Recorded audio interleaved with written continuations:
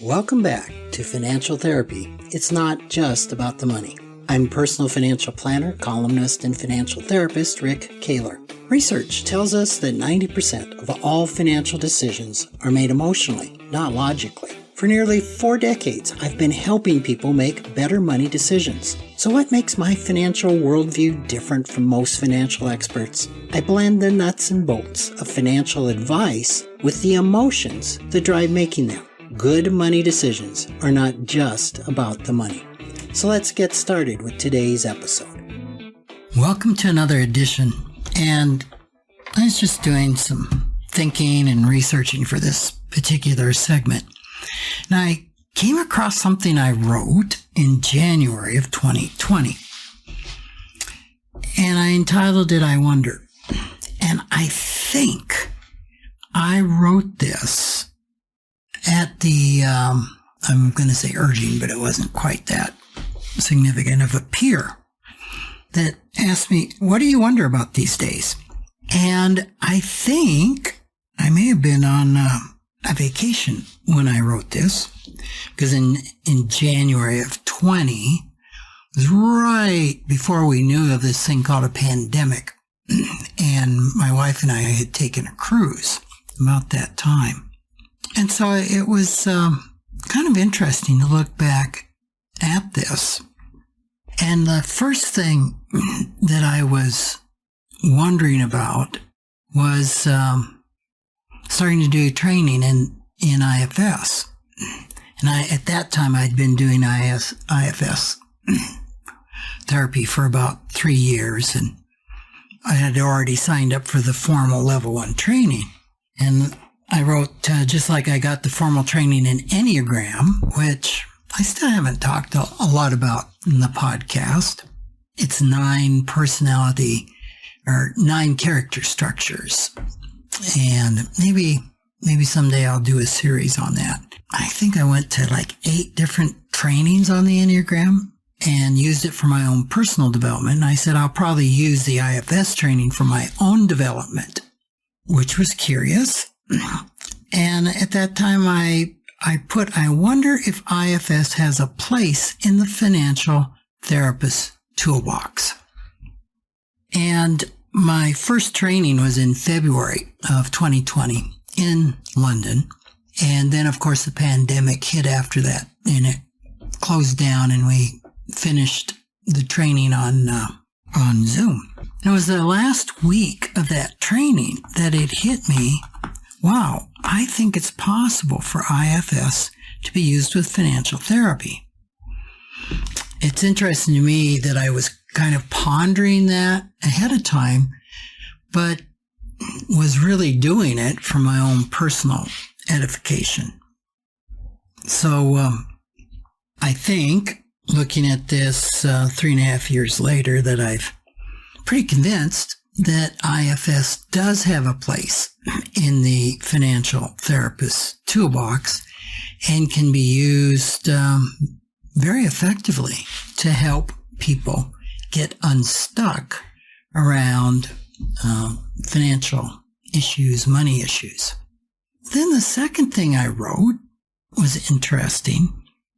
I wrote, I'm wondering if MDMA Assisted Therapy will have a place in the financial therapist toolbox. I think I gave or sponsored a discussion or a session on this at the Nasrudin Project retreat in 2018 or 2019. I think it was 2019.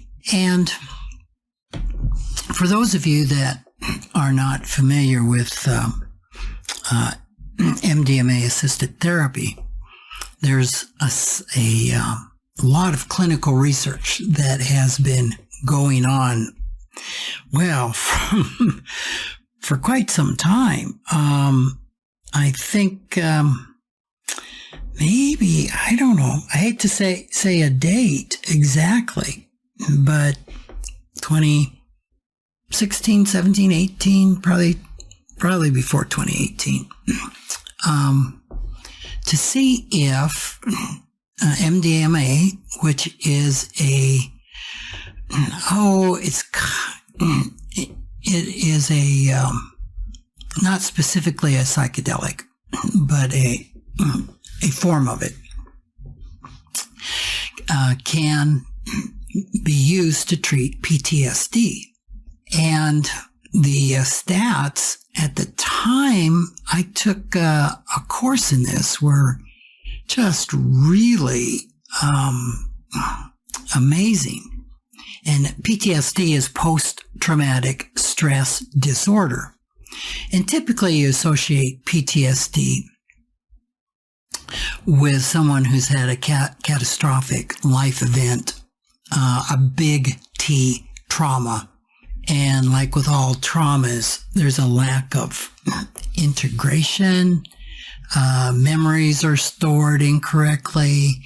From all this, a person can have flashbacks, fear, anxiety, nightmares.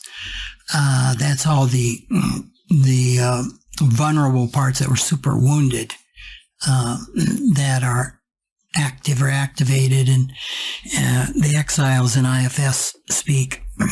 And then the firefighters step in to try and calm all that with drug misuse, alcohol, self-harm, even suicide. So it's a pretty big thing. Somewhere between 6 and 10% of people that have had PTSD have it for a lifetime. And so it can be really disabling. And mixed in with this, PTSD can be something called complex trauma, which isn't a big T trauma, but it's a little T trauma that happens over and over and over and over.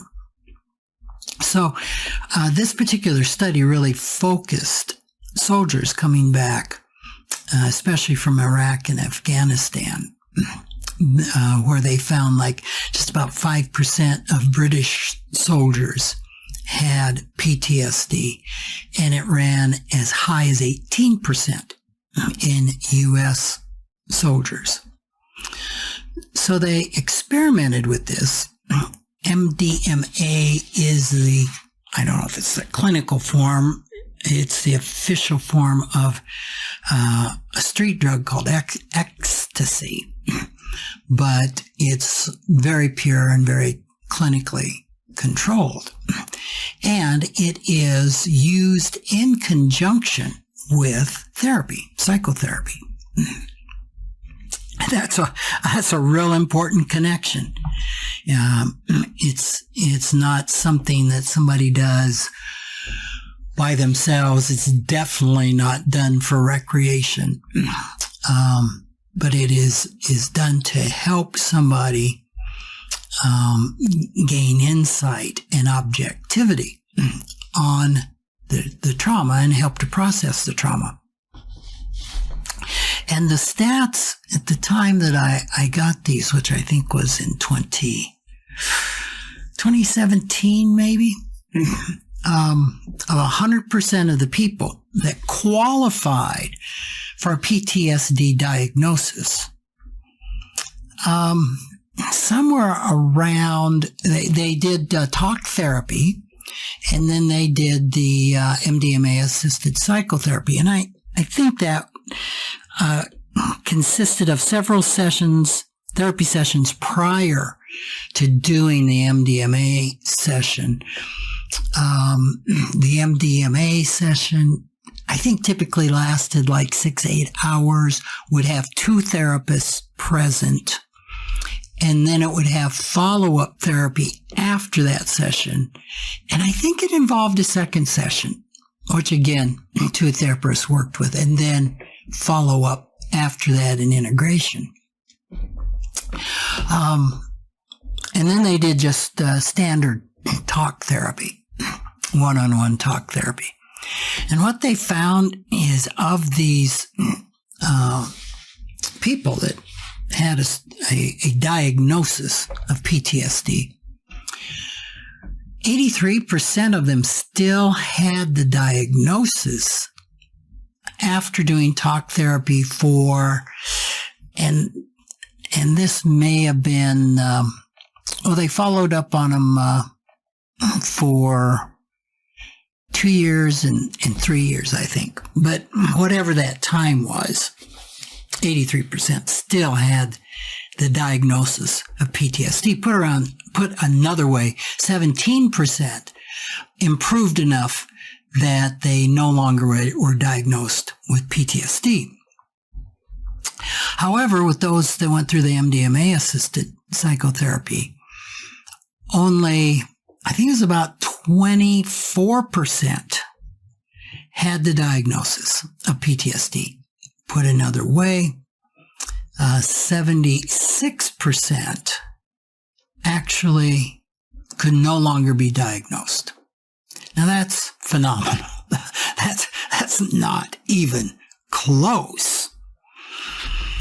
And eventually this is going to lead to MDMA being available under prescription. They thought it would have happened by now back when I took this particular workshop. But it hasn't happened as of yet. And I was wondering, would that be a tool in the toolbox of people that are really suffering from being stuck around a severe money issue? For example, overspending, gambling could be one. I suppose even underspending, to the fact that it puts you and maybe your family at risk of not having the house up to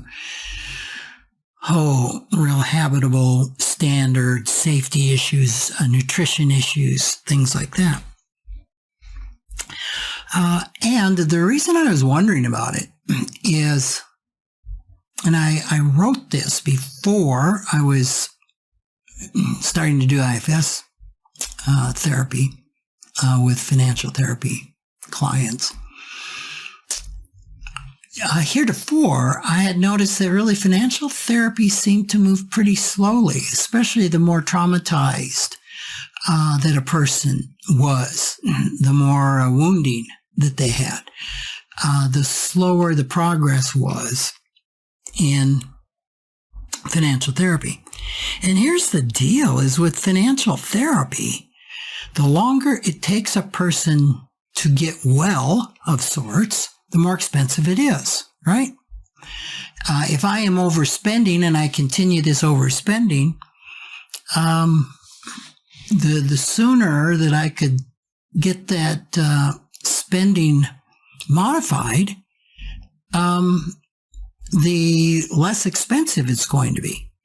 So if there are tools that can speed up the financial therapy process, this would be of great interest to both the financial therapist and the financial therapist client. That was just something I was wondering about. And I'm still wondering about that. I could go a lot of different directions with this. And I know the first time I ever heard of this, I was like, oh, that's not good. Drugs are not good, especially drugs that, quote, mess with your mind, end quote. And as I really started looking at the evidence and the research behind this, psychedelics used in this way are extremely successful and have less side effects than some of the drugs I use just for everyday issues of aging. So I kind of had to get over that, because in my youth, I always associated these types of drugs as being recreational and highly dangerous. Well, it's what people did on them unsupervised, so to speak, that was really dangerous. And they were completely abused in the 60s. So we're talking about using them actually for the purpose in which they were originally created for. So that's out. It's going to be a long time before MDMA Assisted Therapy would be used by a financial therapist that would be trained. And there's training going on now. I believe the goal has been to train 10,000 therapists in the use of MDMA assisted therapy. And I know a number that have graduated, and they're waiting for this to become legal or being able to be prescribed. I think there's a couple states where this can be done right now. Oregon, I believe, is one of them. So that was a wondering I have. It's pretty far out there in a way. But it's, like I said, the whole intent is how can we speed up financial therapy in its agenda of bringing financial well-being into a person's life. And there was a couple of other things that I was wondering about. I wrote, I'm wondering if the financial planning experience can be deepened by forming groups of clients that meet regularly, like a therapy process group. And this is something that Cicely Mayton, who had a practice out of Chicago, Illinois, and we talked about this a lot over 20 years. As most of you know, I became acquainted with group therapy back in, must have been the 90s, early 90s. I mean, this was what kind of started my path into combining therapy with financial planning, was that money was rarely talked about in group therapy. So I helped start the first financial therapy workshop with Ted Klontz in 2004 or 5, I think, is when we started designing that. And we found, you definitely can do therapy around money, and you can do therapy in a group. And my own personal experience with group therapy was that I progressed faster in a group. I seemed to learn more in a group than one-on-one talk therapy. Now, since then, like I said, I discovered IFS, and IFS is primarily one-on-one therapy. And it has, obviously, I get something out of it, or I wouldn't be in my 7th year of doing it. So the question is, can we deliver financial planning experiences in group? And I really believe the answer is yes. In my financial planning practice, we did form a group. Oh man, it must have been 4 years ago, of clients. I believe there are 6 or 8 of them. And the cool thing about a group is you get to hear other people's experiences. You get to find out you're not terminally unique. Once you feel safe, you can talk about things that you feel great shame around, whether it may be overspending or underspending or financial enabling. I mean, just a whole list of problematic financial behaviors that we've talked about in the podcast. And come to find out that admitting those weaknesses or those things that feel so shaming, other people have them too, and you actually get acceptance and connection rather than judgment and separation. That's the power of group. That's the power of a 12-step program. And so it becomes a real bonding experience with the group. And this particular group was still going long after we ended the group. even, well, I'm going to say it was still meeting 3 years after, we ended it because they built such a strong bond. So I said recently at a conference I was at, a financial planning conference, and actually raised this question: can we do groups for our clients? That we had such good success with a group that we stopped it and we've never done it again. Well, part of the issue with me is just having the time. I got so many ideas and so little time. And I was told at this particular conference, there actually are several other financial planners or financial coaches that have started groups. Certainly financial therapy can be delivered in a group, and IFS can be delivered in a group. There's a book, Creating Healing Circles by Chris Burris, and it's using IFS in facilitating groups. So I think we can put together financial therapy and IFS into a group experience, and it would probably be really powerful. But that hasn't been done. Those two combinations have not been done.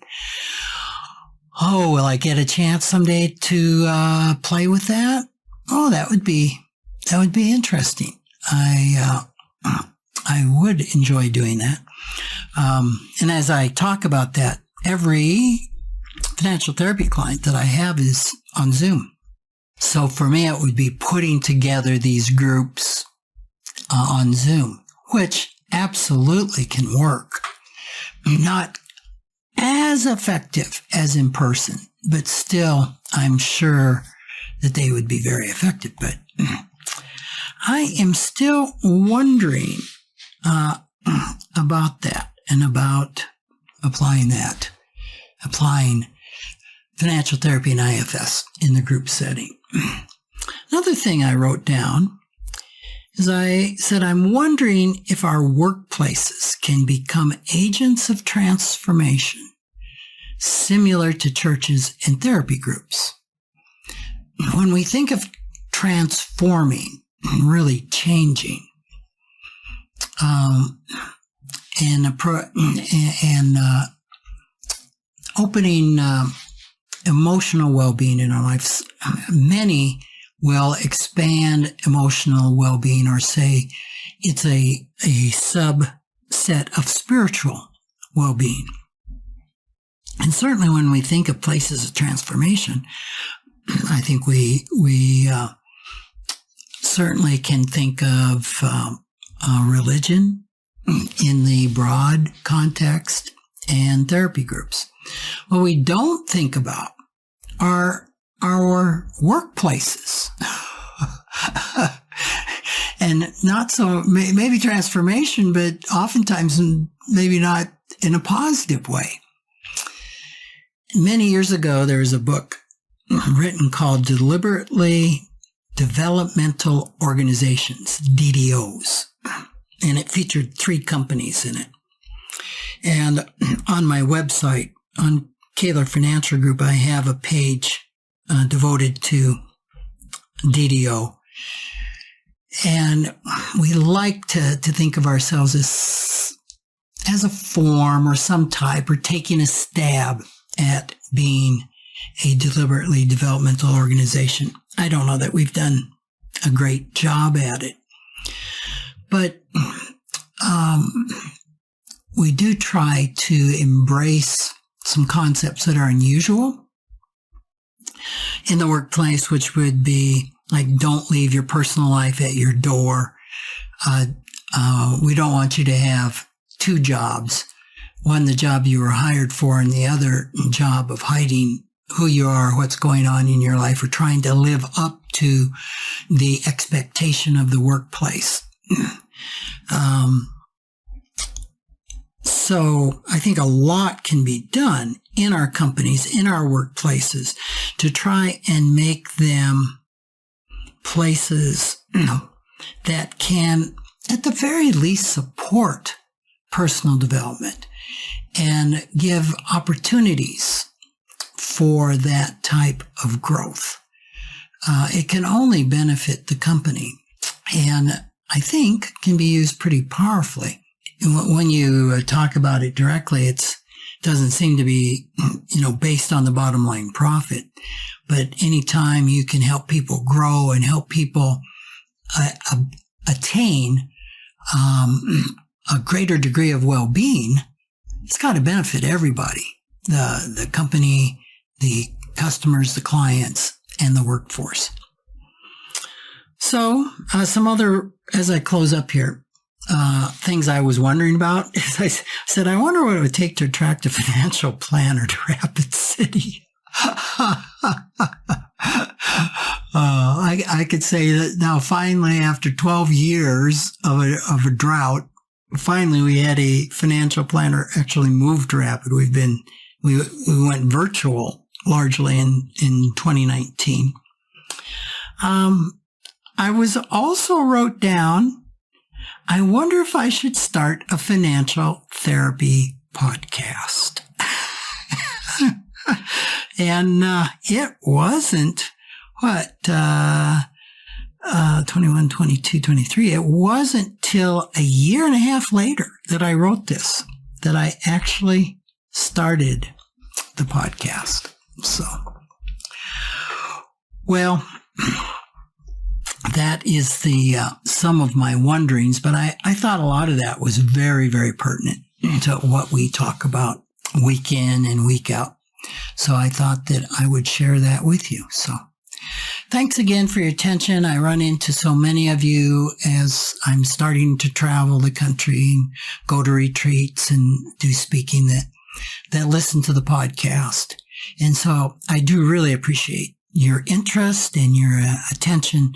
And please reach out to me with any questions or comments you have at rick@rickkahler.com. So thanks again, and I'll look at talking with you next week. Thanks for joining me, Rick Kahler, for another episode of Financial Therapy. It's not just about the money. This is where I combine the nuts and bolts of financial advice with the emotions that drive making them. Remember, every financial behavior, whether it appears illogical to you or others, makes perfect sense when we understand the underlying beliefs, feelings, and thoughts. Sign up for my weekly blog at financialawakenings.com. I hope you'll join me again for our next episode.